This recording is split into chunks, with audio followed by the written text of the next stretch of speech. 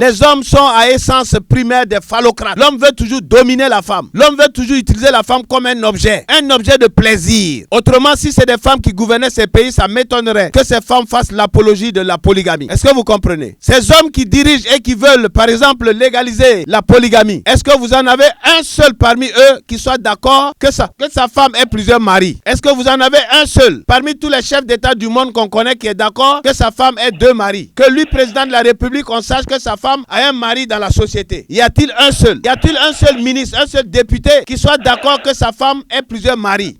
Mais attendez, ne considérons pas la femme comme un objet. Quand nous parlons des droits de la femme, je voudrais que ce soit là. Le droit de la femme remonte jusqu'à Dieu. La femme a les mêmes droits que l'homme. Elle a le même cœur. Elle a les mêmes sentiments. Alors, si la femme ne peut pas être heureuse de voir son mari avec une autre femme, un homme n'est pas heureux de voir sa femme avec un autre mari. Alors, donc, je ne suis pas d'accord pour ces sociétés phallocrates où on veut toujours piétiner la femme et considérer la femme comme un objet de plaisir, un objet tout simplement pour donner des enfants aux gens. J'ai eu mal au cœur quand j'ai vu une société africaine, l'Afrique du Sud, parce qu'on a légalisé la polygamie. Des députés aussi ont introduit une demande de loi pour légaliser la polyandrie. Si cette loi est acquise, si elle est votée, en Afrique du Sud, un homme pourra épouser plusieurs femmes et une femme pourra avoir plusieurs maris. Ne serait-ce que sur le plan de la maladie, de la bienséance, qu'une femme ait plusieurs maris, c'est la porte ouverte pour distribuer les maladies. Car comment distribue-t-on les maladies? Parce que par le fait que le même homme couche avec plusieurs femmes, par le fait que la même femme couche avec plusieurs maris. Donc si nous adoptons ces sociétés-là, je pense que c'est la porte ouverte pour que les Africains commencent à mourir comme des mouches. Avant le mariage, près de 75% des jeunes aujourd'hui sont des polygames. Avant même d'être mariés, ils sont déjà dans l'esprit de la polygamie. Ils ont 2, 3, 4, 5 copines. Ils vont s'asseoir dans les bars. Ils boivent pour satisfaire celle-là. Demain, ils sont avec l'autre pour la satisfaire. Toute la semaine, ils sont en train de gaspiller tout ce qu'ils gagnent avec des fesses, tout simplement pour le plaisir. Est-ce que vous allez me dire que nous allons pouvoir